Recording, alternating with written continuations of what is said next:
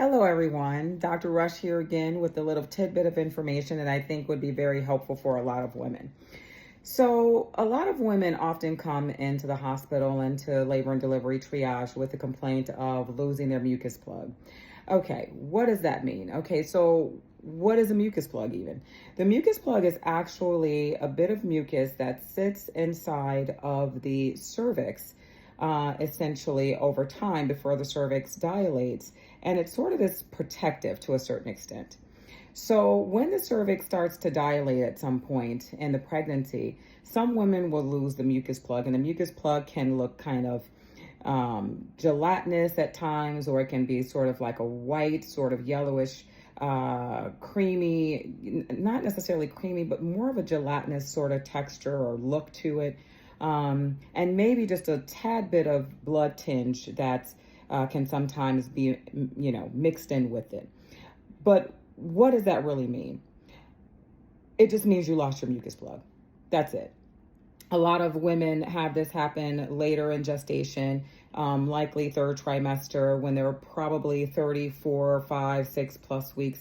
And for women who have had babies before, they may lose their mucus plug a little earlier in the pregnancy. And that's why I say 34, 35 weeks.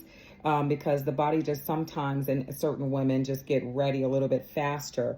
For example, for me, with baby number 4, and as many of you know, I have 8 children, but with baby number 4, I started to dilate when I was 34 weeks.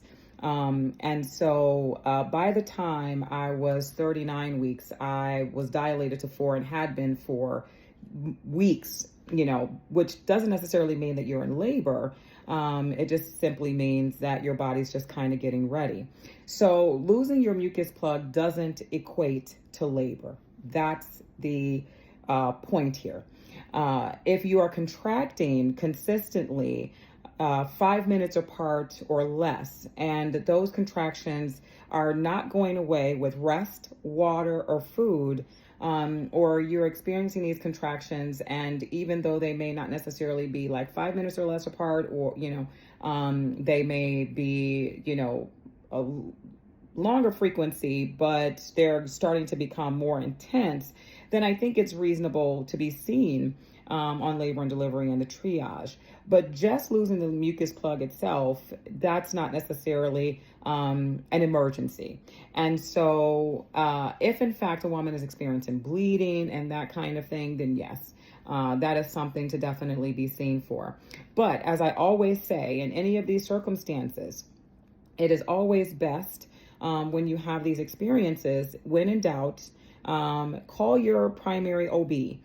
To talk to them about this. Most OB offices have an emergency line that you can contact them to ask them questions and things like that. But again, another thing that I always tell patients, when in doubt, check it out. But I wanted to share this information because sometimes when you read the books and different things like that, and it's been a long time since I read the book, What to Expect When You're Expecting.